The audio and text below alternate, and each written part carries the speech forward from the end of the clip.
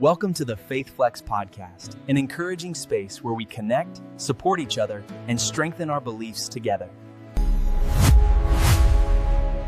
Hello, everybody, and welcome back to the FaithFlex Podcast. I'm your girl, your host, Monica Roxanne, and I'm super excited for this week's episode. Listen, this week we're going to talk about our whole body health.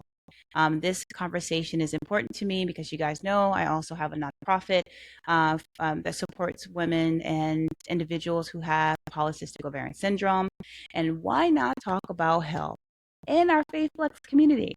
Because we are supposed to be of sound mind, we're supposed to prosper, we're supposed to live in good health.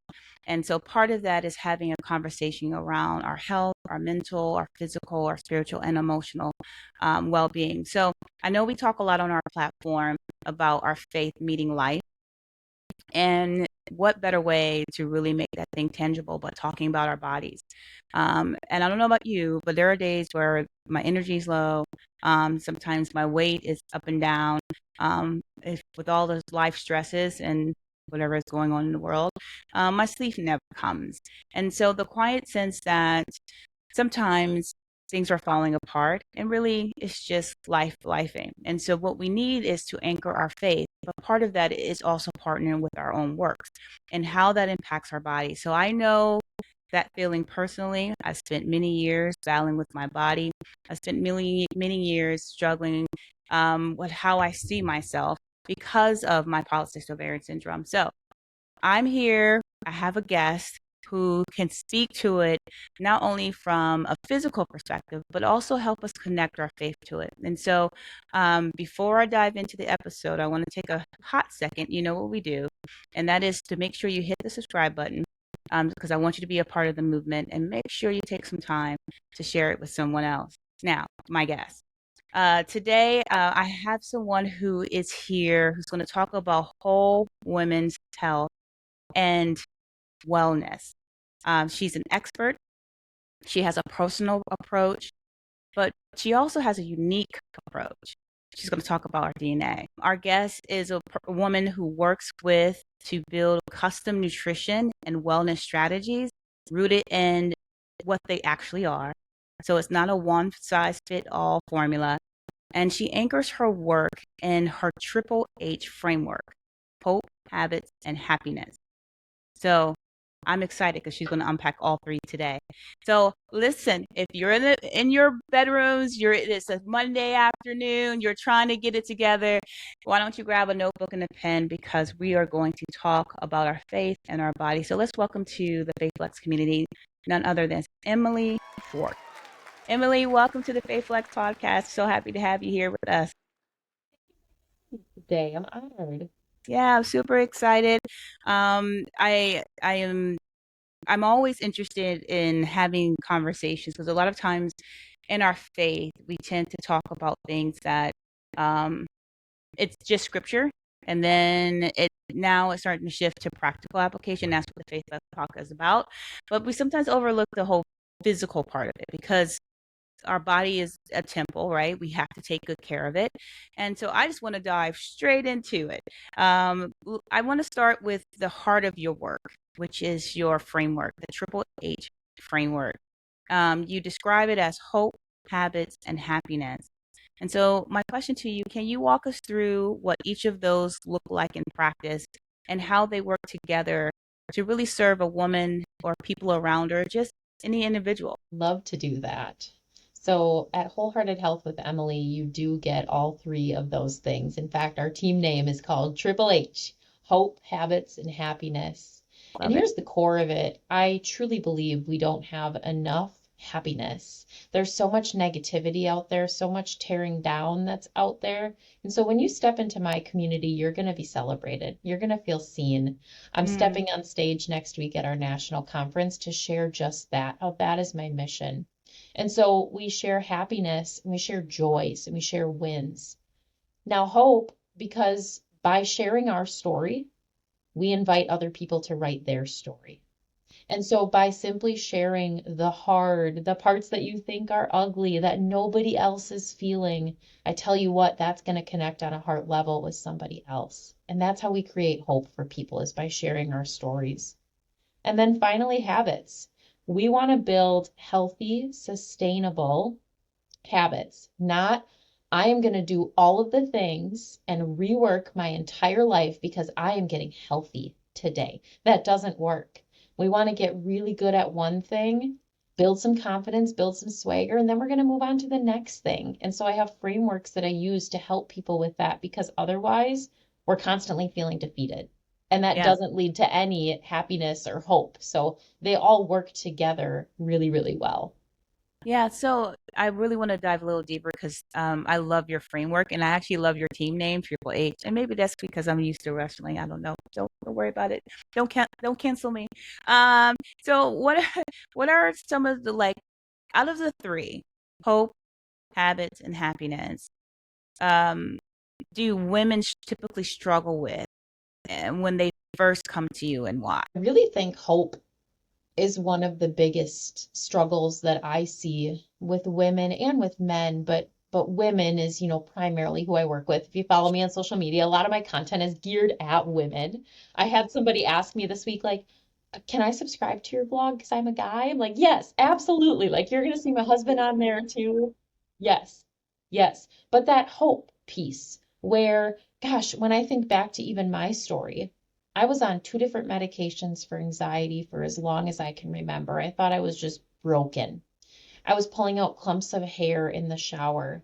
I was overtraining and under eating. I was following the messages that were out there. Carbs are bad.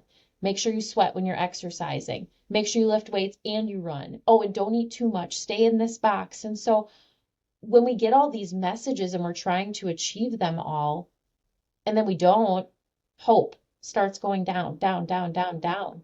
And so to whatever extent that is for, somebody that I'm talking to, we all have our stories, but somewhere along the line that hope gets crushed, and we live in a fallen world. And so how can I bring that back for somebody? How can I share a story of, hey, here's the struggle, me too, girl. Here's how we overcame, and to really build that up, because we're not going to be able to make any other changes unless we first believe. It has to be in between our two ears right here first. So I think that hope is something that really is what we're working through first. So even with hope being like the primary area where people are struggling with, is it something that you help them rebuild, or is it something that they're coming to you with their last strand of hope? Such a good question. A lot of times I'm a big example person. Oh I like yeah, to talk in yeah, examples. visual. So I'll have somebody that comes to me and says, I have tried every diet under the sun. I've tried everything. I've tried keto, I've tried paleo, I've tried clean living, I've tried this, and like nothing is working. And so that hope is crushed. And so what I get to do is help them see exactly how their body was made, because everybody's made on purpose. God designed you uniquely, and you're here for a reason. And there are no bad genes. I get to give people good news all the time. So when we can take a step back and look at that, and once you see the information, then you cannot unsee it. That's my favorite phrase. Once you see it, you can't unsee it.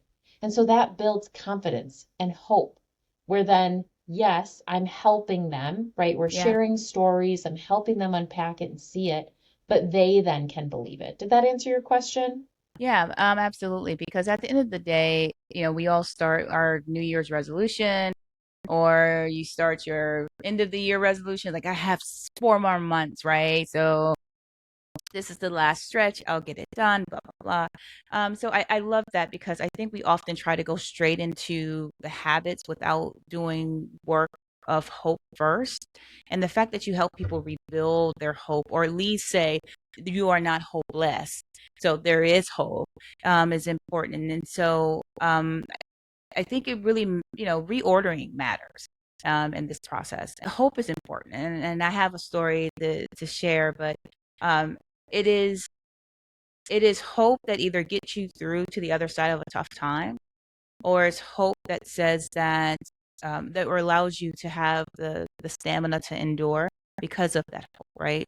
And we know that that's what faith is. And so I just think it's amazing that that you help with that restoration of hope, or to build that hope.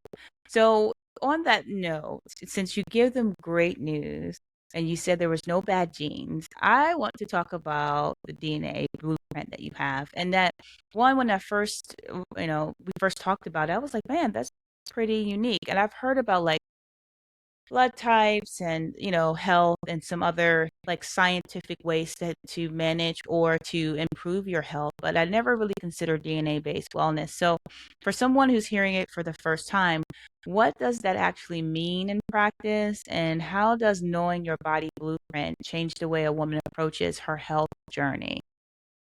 Yeah, such a good question. It is so different, I'll say. My journey when I was trying to get answers, I went and did some testing, and I am terrified of needles, but I had to do a bunch of needle pokes to see, okay, a full hormone blood panel, what does your body snapshot look like at this moment in time? When we're drawing blood, it's a great representation of what's happening right now. But when we really want those forever answers, like, hey, genetically speaking, are you somebody that's more prone to inflammation? Are you somebody that is lactose intolerant? Are you somebody that has the MTHFR gene? These things don't change. And so when we want that unchanging answer, do a cheek swab, right? That's what we use. So when I found that out, terrified of needles, I'm like, yes, please, sign me up for 10. Except the good news is you only do it once because your genetics do not change. And so we have got a kit here for our baby as soon as we adopt. We're in the adoption process. Oh, It's been on fantastic. Thank you. It has been on my heart since I was a little girl. I just did not want to give birth. I said, terrified of needles. And so Right.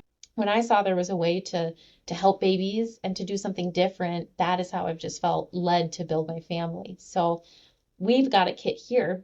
As soon as we adopt and they sit still, I'm swabbing those cheeks. Not that I'm putting them on a fat loss boot camp, but I Right. just want to know how to work with their bodies and give them a sense of empowerment. Here is Mm, 46 pages of information about you. As maybe they're going to be a tennis player or basketball player. We can actually see their muscle fibers, what their makeup looks like, and help them excel at a young yeah. age with that. If they have the MTHFR gene, we're going to know what words to watch out for on grocery labels on foods. And I can teach them that from a young age. Not that they're never going to eat, I don't know, pasta. There's just a Right. certain one that they will and a certain one that they won't. And so it's information that people can have. So we do a cheek swab, and then within about 4 to 6 weeks, you receive a PDF document from our lab. We partner with one lab that does not sell any information. That's Hmm. huge. There's a lot of apps out there and places where, gosh, if you're a woman and you're tracking, I don't know, fertility or what have you, Yeah. it can be sold. And so that Yeah. spoke volumes to me, having a social work background. I wanted to see the integrity in the research. And we take it a step further. Where you actually begin is Mm, with a free health assessment. It's HIPAA okay. compliant. It's based on 12,000 peer-reviewed studies, and our team goes back and checks that monthly. Because here's the deal. What we're going to learn on that DNA blueprint are habit changes, lifestyle changes, right? I just talked about how being at the gym, your Yeah. reps and your sets might look different, or at the grocery store, there's certain words you're going to learn to avoid. But none of that matters. Our Yeah. body doesn't care about any of our goals unless it feels safe and healthy first. So we've got to fill in individual gaps with custom vitamins and custom nutrition. So we pair those two things together. So you take the assessment, look at supplementation where we need to fill in those gaps. And then when we get that report back 4 to 6 weeks later, watch out. Because when you match those two things together, you step into a whole new level of you. Yeah. Wow. Wow. That is amazing. And the fact that it's comprehensive, it's a comprehensive approach. I think it's important because the more information that we have, the more that we can make educated, sound decisions. I'm excited for your new family because that is always something exciting. And I think that's important because I think statistically, if I remember correctly, there's like 400,000 children that are in need of parents and a home that they can feel safe in. So I think that's so totally dope. And so, even for myself, because I have PCOS, right? So polycystic ovarian syndrome, which is a metabolic disorder. So I was diagnosed in 2014, but I was being treated in 2003. But I am more than confident I was showing symptoms. So now my high school career, because of the weight gain. And so, I remember, waking up, eating, hungry, craving sugar. But I was also running track, playing basketball, volleyball. Surely I am healthy, right? And not really understanding what was happening with my body. My periods were wonky, and they were so bad that I was glad I was missing them because nobody wants that. And so now that I'm in my, mid 40s, I am grateful for the evolution and the understanding and knowledge of what health, right? But what keeps me grounded and giving myself grace is my faith. It is how I give myself when I look in the mirror. I say, well, today you're a little puffy in the face.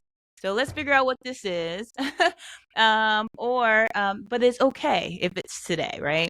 But it's when it becomes, let's take a deeper dive to figure out what's actually impacting us. So I'm just excited that what you've said today kind of gives additional language to what some people may be experiencing or trying to figure out because they may be allergic to a ton of things and are like, okay, what can I really eat? And then most of us who are anchored in our faith, we're trying to figure out and maybe I don't have enough faith. Am I not praying enough? And it's like, no, you were designed a certain way, and that is okay. Let's figure what it is, so we know how to navigate that journey. And so I love that you're bringing that to the table. And so one of the things you and I talked about in preparation for the call was about rest and taking a Sabbath. Now, I am not the poster child for that. I am learning in my 40s because at this point, I'm like, can I get a nap? When you talk about the importance of genuine rest and a true Sabbath, it is almost like a foreign language because in culture, they treat busyness as a badge of honor. Like I remember in the 90s, early 2000s, you were on your phone all the time. You're like, talk to me. That proved that you were successful. But what we were discovering, that level of stress all the time is counterproductive. So what does it actually look like to build real rest in a wellness plan? And what shifts in a woman's life when she starts honoring her personal rest rhythm? Yeah, I'm gonna share two parts on this. I'm gonna Yeah. go health realm and then I'm gonna go Yeah. business realm as Yeah. well. Rest is so important. And it's something that, like you said, hustle is a big part of our culture. One of my Yeah. phrases is intentionality beats hustle every time. So that's something I have to check myself on and when I'm working. Is it intention or is it hustle? What is the reason behind it? Where am I going with it? So that's a Yeah. question that stops me. Now, when we talk about it in terms of wellness, I shared that I was overtraining and undereating for a long time. And I find that most women that I'm working with are undereating. They think that they're eating less to lose weight, but secret, they have to eat more. That Yeah. is a form of rest to give our body that safety. Remember what I said, the custom nutrition, we have to fill in those gaps because otherwise our body does not feel safe to operate. And that was where mine was at. Like I said, I was pulling out clumps of hair in the shower. I had irregular menstrual cycles as well. And all of this is coming back to I had no rest because I was trying to follow everything, and hustle and stay. Even my rest day was hot yoga. You ever been in a hot yoga studio? That Yeah. ain't rest. That is That hard. is stressful. Yes, yes. And so now I have, and anybody that coaches with me, there are at least 2 days. I'm a girl that loves to go to the gym. I love picking things up, putting them down, but 2 days, nothing. I'm not even counting steps. I am literally just giving my body the rest that it needs. And I've gotten better results now than I did when I was running on a hamster wheel before. Because your body actually and your muscles build when you're resting. You go in the gym to tear them down, but if you don't give them that time to rest, you're not going to achieve your goals. And on Yeah. top of that, our report actually looks at your body's recovery level. Where do you fall on the scale? And more importantly, what do you do about it? How many days do you need to take? What are the activities you need to be doing? So it gives that clarity, which removes anxiety. Now, when we talk about it on a business standpoint, I was able to share this last year on stage nationally at our conference where I hit a major leadership level in my business by resting. Okay, it's something that I had been working at for years, and it came when I chose to rest. I had Mm. every temptation. I knew it was a Sunday and I had to finish it by the end of the week. And my husband, we both work jobs where we can control our schedule, which is a blessing and a curse. And it Yeah. was a Sunday where he just happened to be working, and I'm like, ooh, I could, but I said, no, that's not being intentional and that's not honoring this gift of Sabbath. We forget that it's a gift that we're given. And so when I soaked in and allowed that gift to be placed on me, that's when it happened.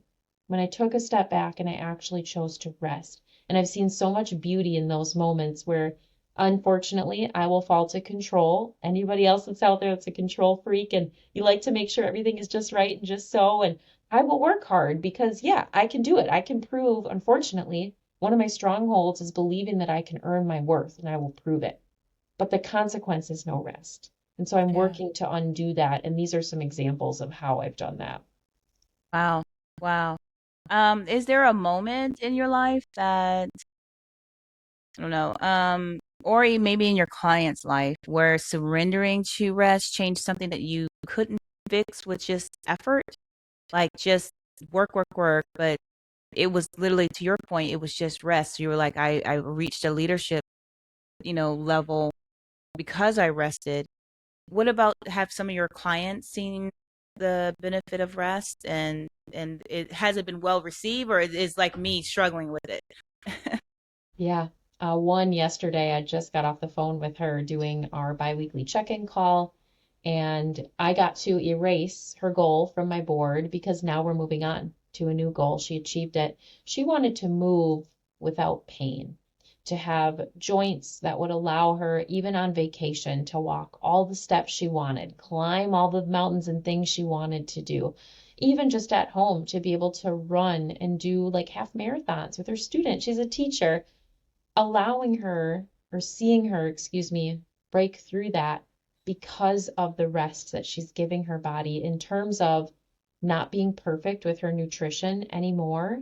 She's having more foods that she would not have even thought about eating before on a regular basis, like going to New York and having bagels and not even thinking twice about it because of the consistency that she set up before that. That's rest for our body. And also with her exercise, she's somebody that I had to say, listen, girl, I see Zumba and all these things happening in your app all the time. Remember how we talked about 2 days of rest? It's really important that we honor that. Here's why. And I shared my story again to help her write hers. And again, yesterday we got to erase that goal because she's achieved it by allowing the beauty of rest. Yeah, that's awesome. I think what I'm hearing and is that rest is not the reward that you get when the work is done, but it's rest is part of the work. Got it. Yeah. Which is definitely a different perspective to your traditional framework, right? And I think it really lines us back to the scripture, that God rested on the seventh day for a reason, that it's good and it's healthy and it's okay. And we have to continuously remind ourselves that um rest is okay. I have to remind myself. Maybe I'm just speaking to myself. So, one of the things that I'm excited about this platform that I've and community that I've been able to build, that the FaithFlex is built on the conviction that faith is not separated from our everyday life, but is actually woven, is integrated. They work together, and that also, I think, in our conversation is how we treat our bodies, right? And so my question to you is, how do you see the connection between whole body wellness and a woman's spiritual emotional health? And where does faith show up in the work that you do? All over. I can't wipe it off me. In fact, it was really difficult. November, end of last year, I was honored to speak in front of our Chamber of Commerce, a big business. I'm sure many are familiar with Right. those. Yeah. And I respectfully, I was not able to say or talk about faith. And that was really difficult for me because I'm like, it just comes out of my mouth. Like it's who I am. So Yeah. I had to be so careful about the way I chose my words. And it made me feel really grateful to be a business owner and to show up the way that I want to and the words that I want to use and not having to ask for permission or work around any of those. Because if there's something that God has laid on your heart, it's there for a reason. And it's disobedience to not act on that and to use that gift that you have. So my conversations with people, this comes out. And a lot of people are believers, but there are some that I also don't know. Like, Yeah. we don't necessarily go there right away, but they hear me talking about it. And my hope is that though I don't say the words pray or necessarily ask about those things unless they're comfortable, my hope is that I am leading a Christ-like life where they can feel the hope, the habits, the happiness, like those joy pieces that maybe they wouldn't have gotten that otherwise.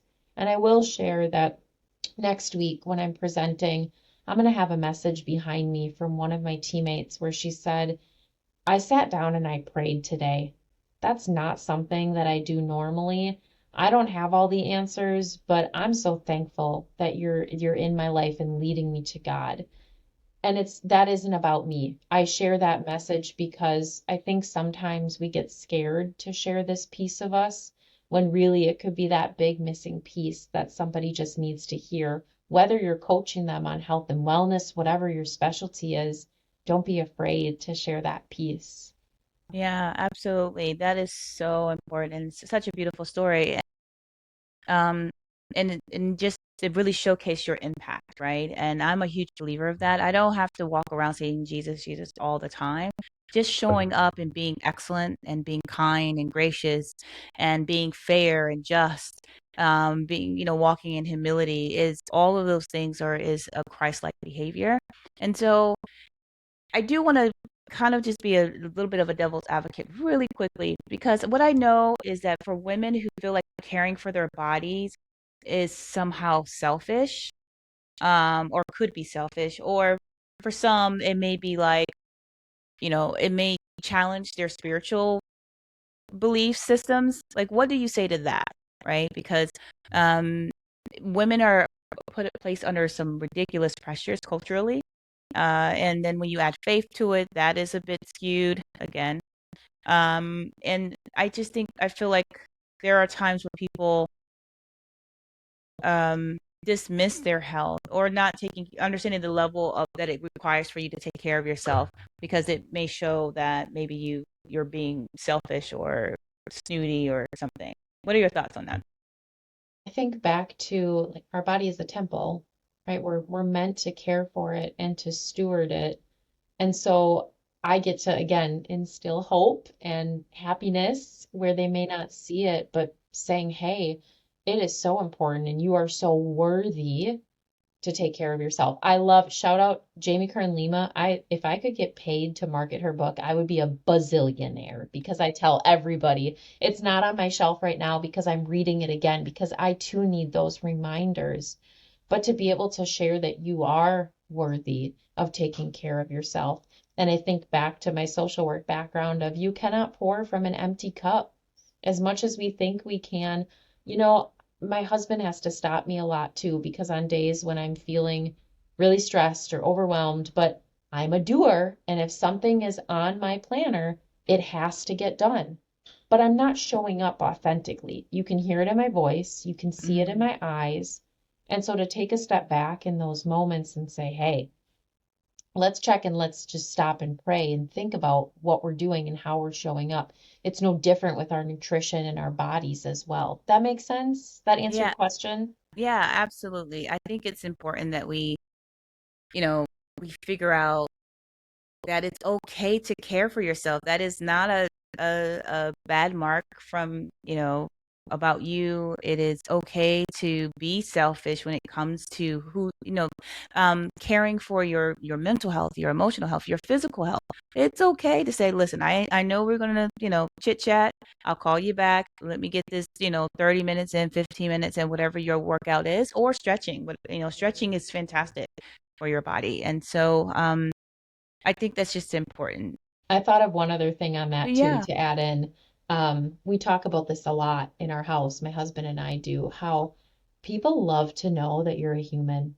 Mm, Like, yeah. to your point of saying, you know what? I made a promise to myself. These next 30 minutes, I have to do this. I will give you a call at X time.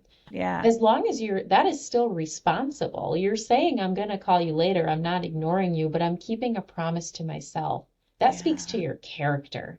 And Yeah. people love that. People love to just know that you're a real human, that you're not Absolutely. just like waiting for the phone to ring and ready to answer them, that you actually take care of yourself. For me personally, when I saw that being modeled by other people, that gave me permission to also do the same. Imagine how different our world would be if that continued to trickle down. Yeah. I agree. I agree. We will be in a much better place, I think. I know we're getting close to our time, and I want to end where the Faith Flex always ends, and that's in something actionable. And so, for women listening right now, who feel overwhelmed, maybe she's been putting her health on the back burner because she has a lot on her plate. What is one of the small steps that you would tell her or invite her this week to do? Go tell somebody. Seriously, go tell somebody. Share your story. Share these parts that you're nervous to share. Hey, you know what? I am struggling. I have not been eating vegetables like I want to. I have not been showing up the way that I want to in my home. And this is where I'm struggling. And this is my coming out of saying I'm ready for some accountability or for something in my life to change. You will be shocked at one, how excited that person is that you reached out to them. And two, and if they're not, go find a new Yeah, person. find somebody else. Yeah. And number two, what that does for you. Yeah. Because when we share these parts, that kicks on something different in our brain. We start to believe. And then when you invite God into that conversation as well and say, Lord, my palms are like this right now. I'm controlling it. I'm trying to do all these things for all these people, but here, open my palms and let me receive and help me with what I'm supposed to do next. I can't tell you what the number one thing is to do. You are going to have that conversation. But of course, if you're looking for some guidance, like please message me. I love helping people through in every single situation. What does that look like for you? But that's the first piece of encouragement is to just open your mouth and share your story and see what happens from there. Yeah, that's beautiful. And I'm such a talker, so that's easy for me. So, um, if people really wanted to message you, how can they get in contact with you, Emily? Where can they find you? Tell us. Well, there are a few places. I will say the best place is I love Facebook and Instagram. Facebook, it's just my name, Emily Schwartz. I will invite you to my Facebook community. I cannot believe it. There are almost 2,000 people in there now That's from our amazing. team. Just really, it's not all me. It's our team and pouring in and impacting people to bring happiness to this world. So message me, Emily Schwartz, and I'll get you plugged in. If you're an Instagram person, I'm over there as well. And I also have a podcast and a vlog. Having a Yay. lot of fun around here. So just, reach out on one of those two platforms and I'll get you connected to whatever. If your heart just needs something to listen to, awesome. We'll do that. If you need a conversation, great. I'll do that. I'm here to help. That's awesome. Emily, thank you so much for coming in on and, sharing your time with us. But most of all, like just giving us these nuggets that one, I didn't consider. Two, that I'm sure my community is like, yeah, I'm gonna go tell somebody that I'm struggling a bit and I need some help and, find an accountability partner. And it doesn't have to be you guys working out 3 times a week. It just how about can we just talk about what we ate this week, right? So I think that is such a beautiful way to impact the world. And Emily, this conversation has just been such a gift. And so thank you so much. Thank you. Can I add one more thing in? Sure. Just in case, as we're talking about rest and honoring Sabbath, I've been listening more. And if a social media break is in my future, I did want to share also my email. And that is just wholeheartedhealthwithemily@gmail.com. Just in case I feel led to take a pause at some point. Want to be vulnerable and share that. Yeah, absolutely. Listen, guys, rest is good. Naps are great. Like, I don't know, no one told me how important naps are. I need to learn how to nap. My body doesn't do it, so I'm going to just take all your energy and I'm going to learn. I can't wait. I am. I'm like, on a Saturday when I'm not podcasting or working or doing something, and I'm like, you know what? It is like 1:30. I could just sit right here and just stop. And then it gets to a nap, and then I'll get up like at 2:30 or something. I am loving a nap. So with that being said, listen, I know our listeners are walking away with something real, and I so appreciate it. And make sure, if you want to connect with Emily, jump on Facebook. We're on Facebook. We're on Instagram. Make sure you connect with Emily there to learn more about her work and all of the things that she's doing. But what I love the most is that how genuine she is. And so if this episode blessed you, remember to like, share, and subscribe. Okay? And I hope you will join me next week for another episode as we continue to flex our faith. Until next time. Thanks, everybody. Strengthening our faith, one episode at a time.